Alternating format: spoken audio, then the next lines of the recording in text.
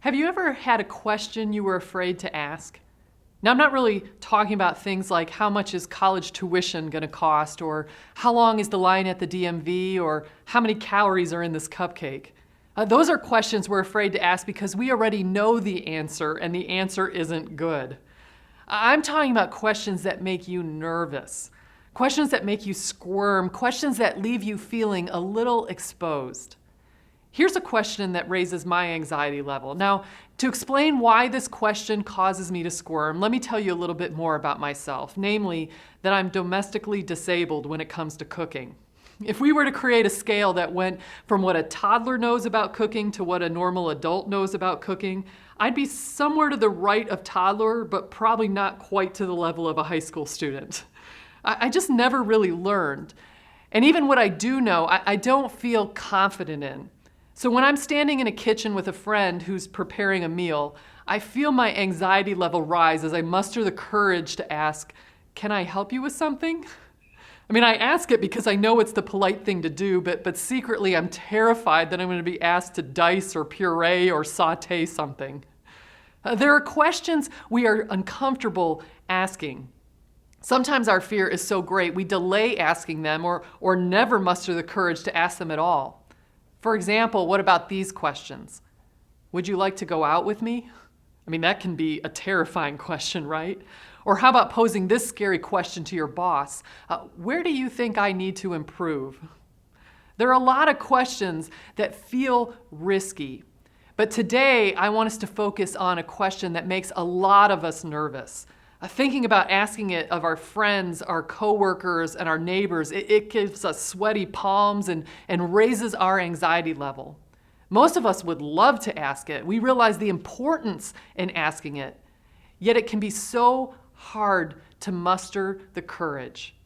And here is the question I'm talking about. Will you go to church with me?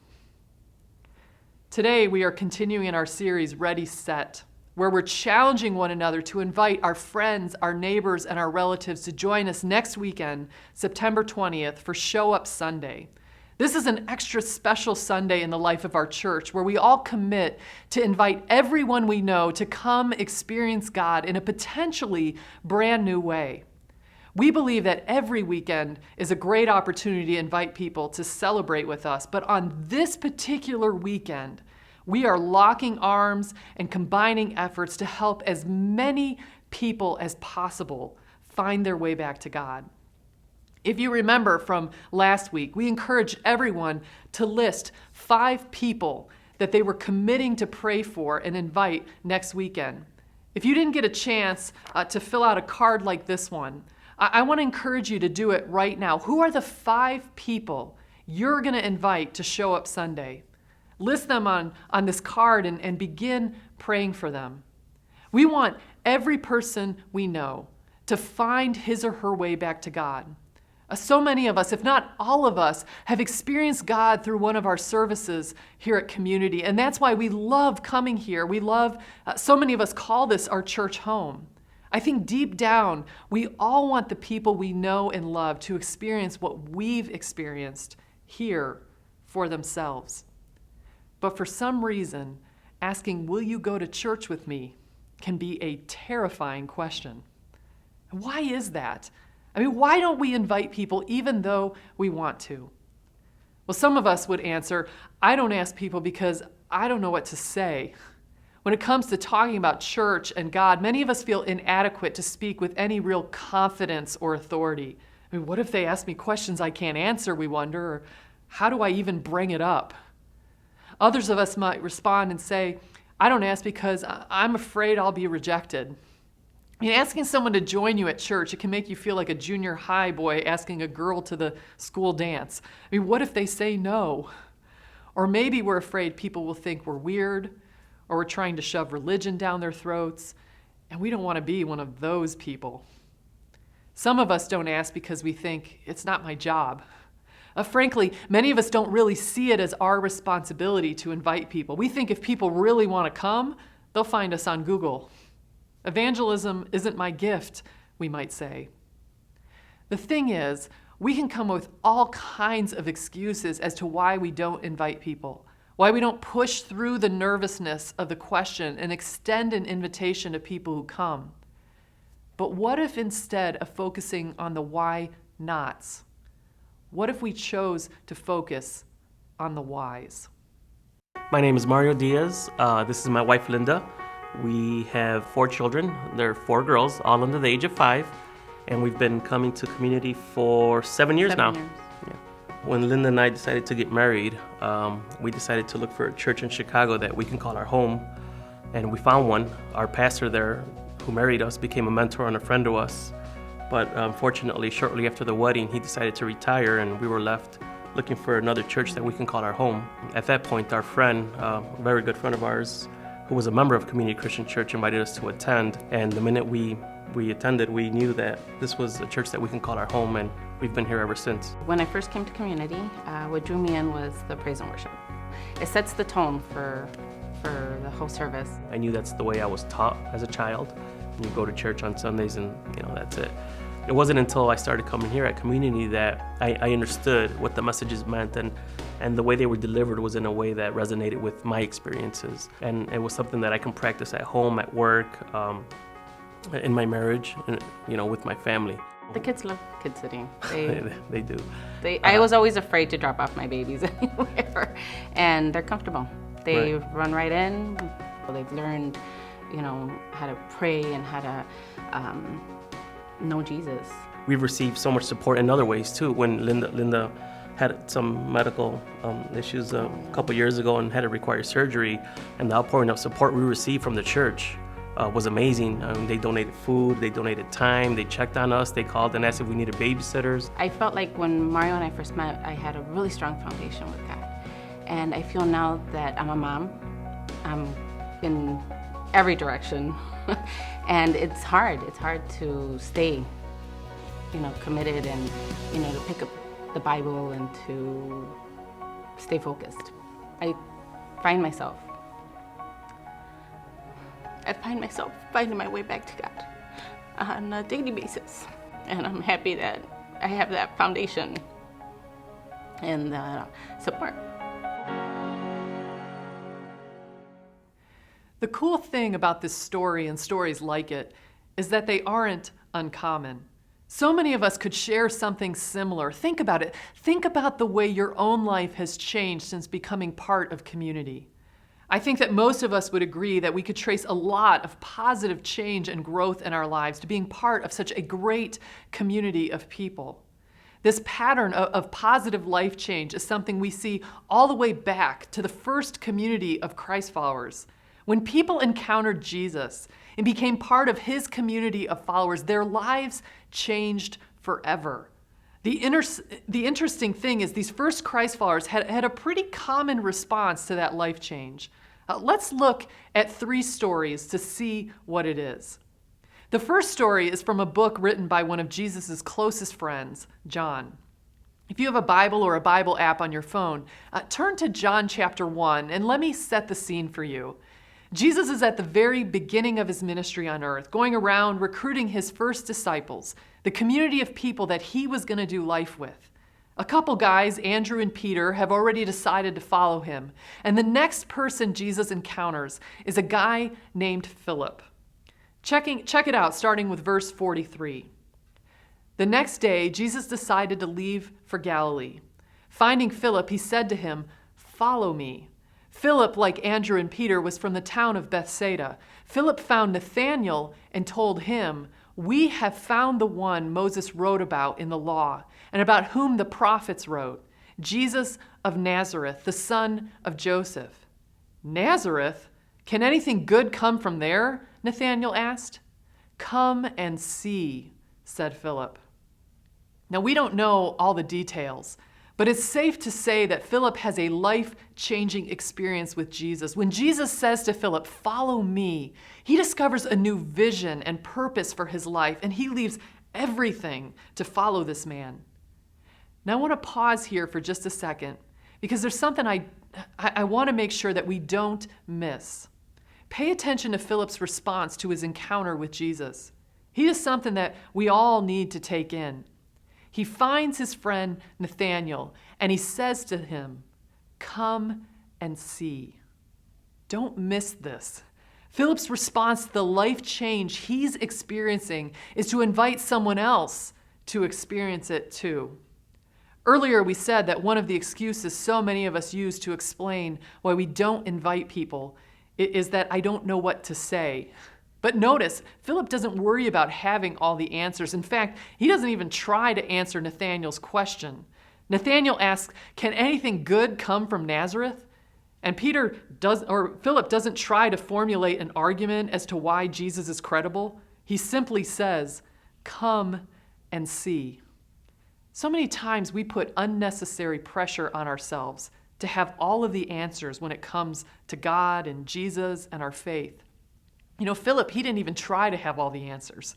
He just invited his friend to experience what he was experiencing. In the same way, you and I, we don't have to have all the answers.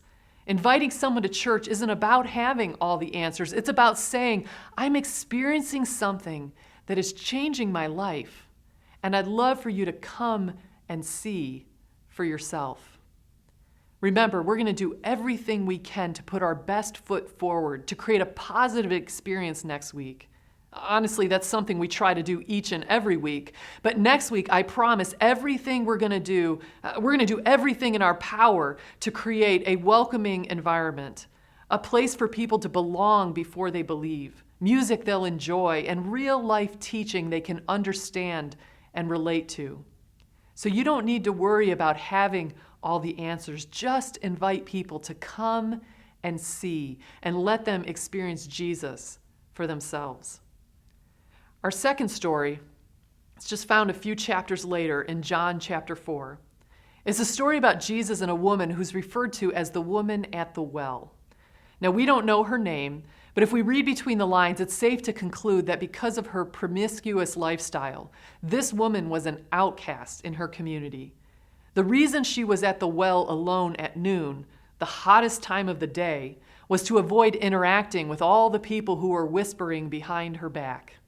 She was a woman that any religious man would have avoided just to protect his own reputation. But rather than casting her away, Jesus engages in a conversation and he helps her find her way back to God. He exposes some private information about her life that an ordinary person would not have known, and he introduces her to a God that accepts her, loves her, and it turns her world upside down. The woman went to the well for water, but what she found was love and acceptance in a new relationship with Jesus. Now, the part of the story I really want to focus on is what happened next.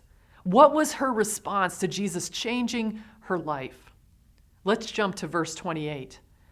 The woman left her water jar beside the well and ran back to the village, telling everyone, "Come and see a man who told me everything I ever did. Could he possibly be the Messiah?" So the people came streaming from the village to see him. This woman experiences something that is so life-transforming that it wasn't good enough just to go and talk about what Jesus did. She tells her neighbors that they have to come and see. Have you ever been in a situation where you thought or you said, I can't really explain this. You just have to see it for yourself. Maybe you saw a show or visited the Grand Canyon or just had an experience that you couldn't put into words. You wanted others to come and see for themselves. That's exactly what this woman is experiencing. My words won't do this justice, she is saying. So you just have to come and see. Understand, if anybody had an excuse to not share her story, it was this woman. Remember, she was an outcast. She was rejected on a daily basis. She had every reason to shy away from reaching out to others. Yet her life-changing encounter with Jesus gave her the courage to say, "Come and see." Her experience speaks to the second excuse we use when it comes to inviting people. We say that we don't ask because I'm afraid I'll be rejected. What if they say no? What if they think I'm strange? What if they laugh at me? What if they say things behind my back? What if they label me? Never mind the fact that research shows that 96% of unchurched people say they're at least somewhat likely to attend church if they were invited. 96%. Still, so many of us are paralyzed by our fear of being rejected. While none of us enjoys being told no, feeling rejected or being ridiculed, ultimately, the invitation to come and see needs to have very little to do with our popularity and everything to do with helping people find their way back to God.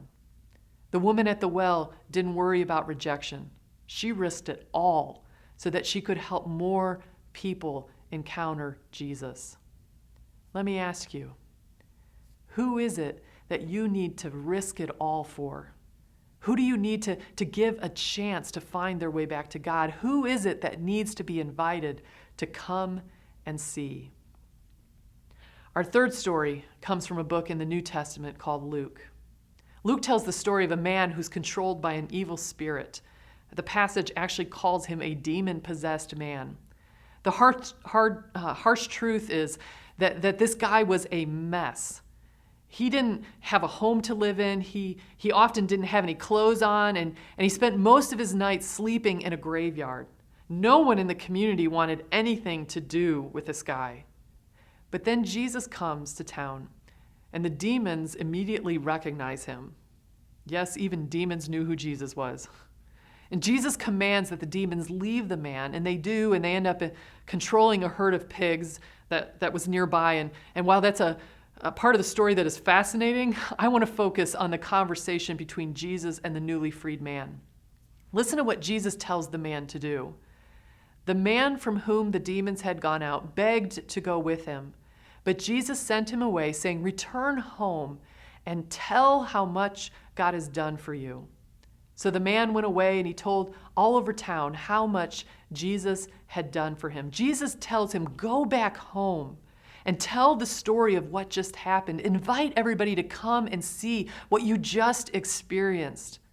So that's what he did. I mean, he went all over his town sharing his story with everyone who would listen. You see, when it comes to reaching out to people and inviting them to come and see, many of us act as if it's not my job. But shouldn't our experience of Jesus overflow into invitation, even if evangelism isn't our spiritual gift? In response to the change he's made in our lives, Jesus challenges us to return to your home, to your neighborhood, to your school, to your office, and tell them how much God has done for you. Invite them to come and see. Understand, when a person's life is changed, the inspired response is to share it with others. When you experience something amazing, you want the people you care about to experience it too, don't you? I want to go back to Mario and Linda's story. We heard the first part of their story earlier. Let's listen to the rest of the story. My name is Renee Diaz. This is my wife Rebecca, and we've been coming to community for over 2 years. So we met, got engaged. My brother Mario has been inviting me to come to Community Christian Church for years. He always politely said, okay, maybe I'll check it out. Maybe I'll go one day. And so that told me that, he's not completely shutting us down. He's open to this. Let's ask him next week, and the week after that, and the week after that, until he finally attended. Right when you're coming into the parking lot, you kind of sense that it's coming. As soon as you walk in through the doors, there's like 2 greeters greeting you. Jesse's right there giving you a handshake and a big old hug. And I've never experienced that in any other church, where everybody is just so happy. I feel like people are very open and approachable. And I like the fact that people are open to discuss vulnerabilities or weaknesses, where I feel in my previous experiences with religion, it's always been about presenting yourself or maybe protecting yourself and not sharing your vulnerabilities. Well, for me, I would have to say that I had way too much fun in my 20s. I drank heavily, and I wasn't proud of it. I think for me, there's always been a level of spirituality or connection with God.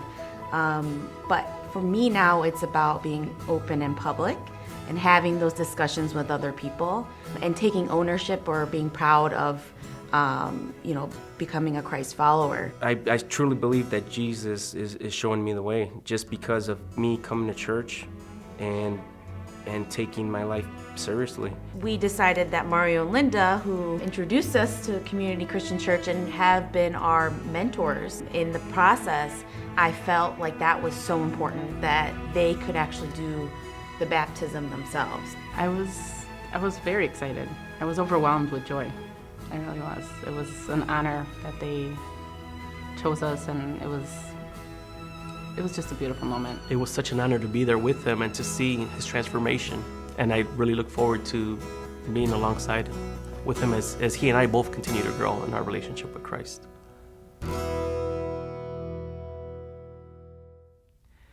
We're going to share more of Renee and Becky's story next week on Show Up Sunday. Imagine for a moment that a year from now, it is your family member, your friend, your coworker on that screen telling their story. Finding my way back to God completely changed me. I am so grateful for that change, for all Jesus has done in my life. And I want that for the people I love and care about, that I want that for everyone I know. You and I can be part of their story of finding their way back to God. Let me ask you, who is it that you need to invite to come and see? No excuses. Who are they? What are their names? You remember this card that we talked about earlier, this one from last week where you filled in the names of 5 people that you'd be praying for, that you could invite to show up Sunday.